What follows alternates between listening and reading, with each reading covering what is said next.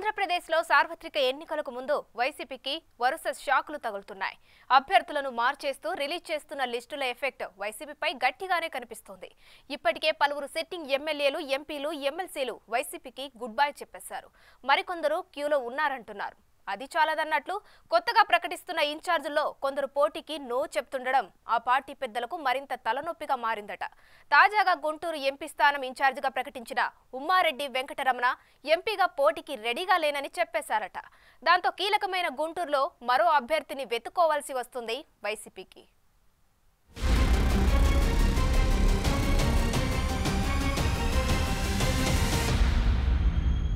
Target 175 అంటున్న YCP నేత జగన్ కొన్ని చోట్ల క్యాండిడేట్లే కరువవుతున్నట్లు కనిపిస్తోంది. సహజంగా అధికారంలో ఉన్న ప్రాంతీయ పార్టీలకు అభ్యర్థుల కరువు ఉండదు. టికెట్ల కోసం ఆశావాహులు క్యూ కడుతుంటారు. అయితే వైసీపీకి కొన్ని నియోజకవర్గాల్లో అభ్యర్థుల కొరత స్పష్టంగా కనిపిస్తోంది. అభ్యర్థుల మార్పులు చేర్పులతో విడతల వారీగా జాబితాలు విడుదల చేస్తున్న వైసీపీకి షాకుల మీద షాకులు తగులుతున్నాయి. ఒకవైపు పార్టీకి గుడ్ బై చెప్తున్న సిట్టింగ్ల సంఖ్య పెరుగుతుంటే, మరోవైపు ఏరుకోరి ఎంపిక చేసిన కొత్త అభ్యర్థులు పోటీకి ససైమీర అంటుండడం పార్టీ పెద్దలకు తలనొప్పిగా మారిందట.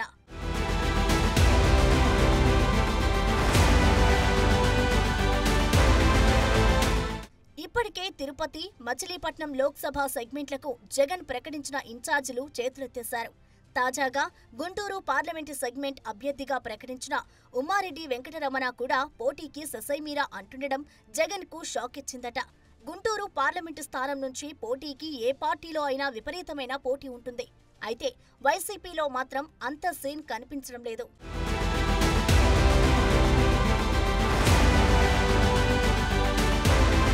కుల సమీకరణలు, ఆర్థిక బలం ఇలా అన్ని లెక్కలు వేసుకుని గుంటూరు ఎంపీ వైసీపీ అభ్యర్థిగా మాజీ కేంద్ర మంత్రి, ప్రస్తుత ఎమ్మెల్సీ ఉమ్మారెడ్డి వెంకటేశ్వర్లు కుమారుడు, Delhi public school chairman Ummareddy వెంకటరమణని ఏరుకోరి ఎంపిక చేసి మరీ ప్రకటించారు. జగన్ ఆ ప్రకటన చేసి వారం దాటిపోయినా సదరు క్యాండిడేట్ నియోజకవర్గం వైపు చూడలేదు. దాంతో ఆయన పోటీ చేస్తారా లేదా తెలియని అయోమయంలో ఉన్నాయి గుంటూరు వైసీపీ శ్రేణులు.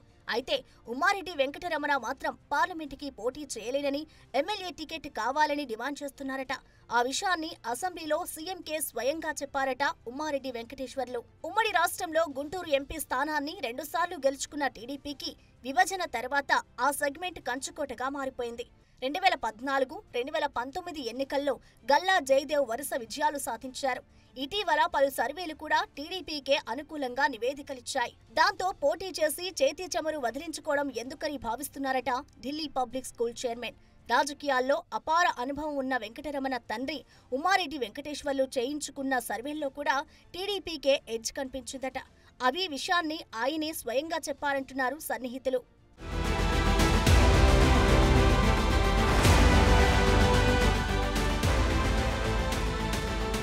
ఇలాంటి పరిస్థితుల్లో అనవసరంగా ఎంపీ బరిలోకి దిగి 100 కోట్లు వదిలించుకొని ఆస్తులను హారతి కర్పూరం చేసుకోవడం ఎందుకని ఎమ్మెల్యేగా పోటీ చేయాలని నిర్ణయించుకున్నారట తండ్రి కొడుకులు. ఇప్పటికే పొన్నూరు ఎమ్మెల్యేగా ఉమ్మారెడ్డి అల్లుడు కిలారి రోసయ్య ఉన్నారు. ఆయనకి టికెట్ ఫైనల్ కాలేదు. వస్తుందనే నమ్మకం కూడా ఆ ఫ్యామిలీలో లేదట.